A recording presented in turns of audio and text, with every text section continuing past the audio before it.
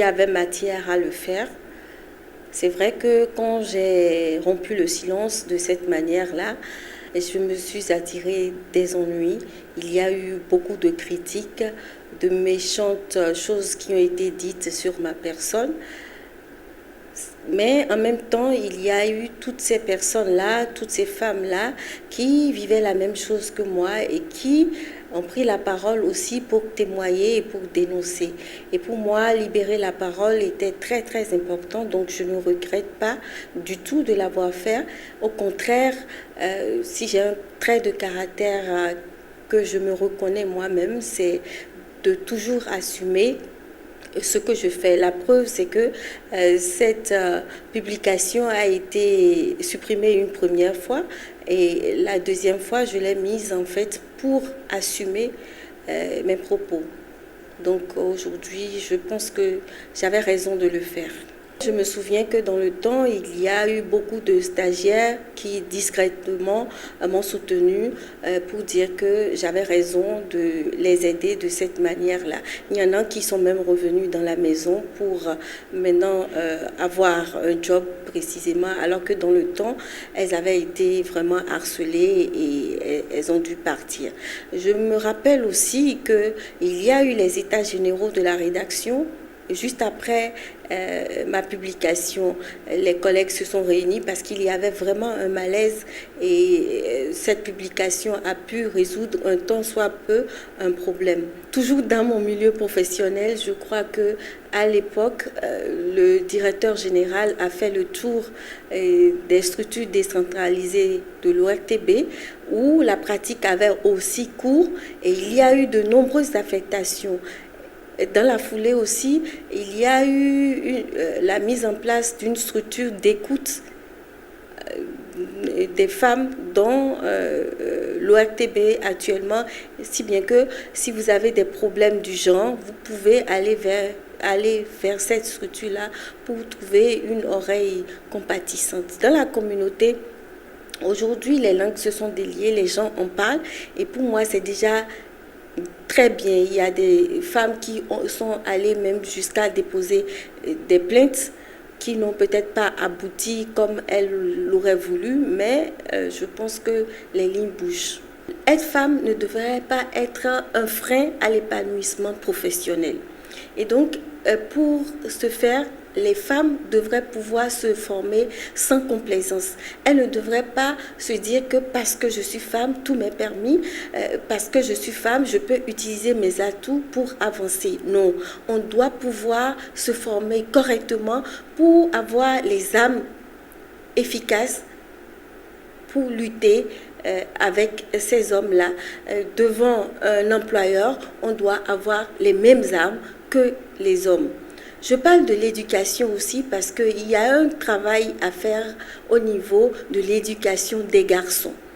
Les garçons doivent être éduqués de façon à savoir que la femme n'est pas une chose, la fille donc n'est pas une chose. On pourrait faire même des jeux de rôle de sorte que l'homme sache que ce qu'il fait de la femme, donc de la fille, n'est pas normal. Donc ça, c'est une sorte d'éducation que les femmes, qui sont la mère de l'humanité, doivent donc encore mettre au goût du jour pour que on puisse aller vers une réduction drastique de ce phénomène-là. Mais dans l'urgence, je pense qu'il faut pouvoir délier les langues. Il faut que les femmes se réconcilient avec leur estime de soi. Elles se donnent une certaine valeur de sorte qu'elles puissent faire face aux critiques, faire exactement comme moi je l'ai fait, s'aimer pour dire non au harcèlement sexuel et parler. Donc, on devrait pouvoir leur donner la possibilité de dénoncer sans être inquiété du lendemain et aller jusqu'au niveau des juridictions si possible sans avoir peur. Il faut que les lois qui sont au niveau du harcèlement sexuel et qui régissent notre pays en la matière soit de plus en plus appliquée. N'aie pas peur, c'est avant tout un centre d'écoute et de soutien psychologique et même juridique pour les femmes harcelées. C'est pas seulement les femmes, mais même il y a des hommes qui sont harcelés par leurs employeurs. Donc, nous sommes d'abord battus pour nous enregistrer. Donc, depuis juillet, nous sommes enregistrés légalement. Donc, nous existons. Et à partir de ce moment-là, nous avons fait des formations. Nous sommes allés un peu partout dans des collèges, dans des universités pour parler de ce phénomène-là à nos sœurs, mais également à nos frères, pour de plus en plus aider les gens à caractériser ce que c'est que le harcèlement. Parce que le vrai problème, c'est qu'il y a des gens qui ne savent même pas ce que c'est que le harcèlement.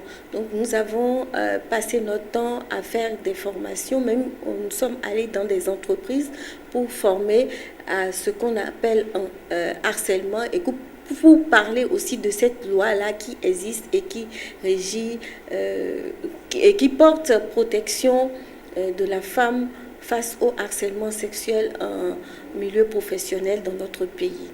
À part ça, ce que nous avons réussi à faire, c'est d'organiser aussi un concours avec le ministère des Affaires sociales pour avoir un creuset d'idées par rapport à l'orientation de la lutte contre le fléau du harcèlement sexuel en milieu professionnel. Nous avons eu 5 gagnantes qui sont sorties avec des projets bancables et nous sommes en train de travailler avec les institutions de notre pays pour que ces solutions que des jeunes ont trouvées soient mises en œuvre pour le bonheur de tous. Le 1er mai, c'est quand même l'anniversaire de notre président de la République et désormais avec lui, je suis liée.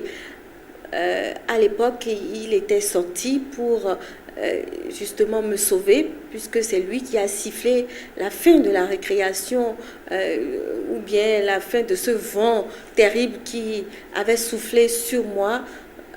Je voudrais quand même lui dire un joyeux anniversaire et le remercier encore une fois de m'avoir reçu à l'époque et de m'avoir comprise, parce que c'était la première fois effectivement que j'avais une écoute vraiment attentive.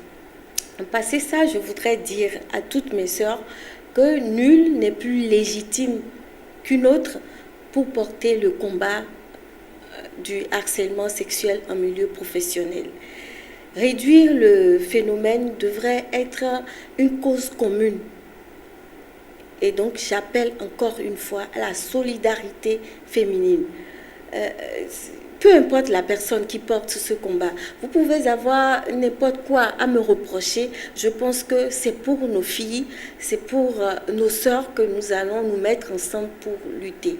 Donc, je voudrais que de plus en plus, elles aient une meilleure estime de soi et qu'elles libèrent la parole, parce que le combat sera gagné lorsqu'elles vont commencer à parler. Aujourd'hui, nous avons la chance d'avoir des lois dans notre pays pour nous protéger. Mais si nous ne parlons pas, si nous avons toujours peur du regard des autres, nous n'allons pas y arriver. Il faut que vous puissiez désapprendre ces stéréotypes selon lesquels la femme dans notre société africaine et au Bénin précisément devrait la fermer. Il faut sauter ces verrous-là et commencer à prendre la parole. Dites et soyez libres. La loi vous protège et vous pouvez y aller. Dénoncer autant que vous pouvez, mais dénoncer tout en ayant déjà les preuves.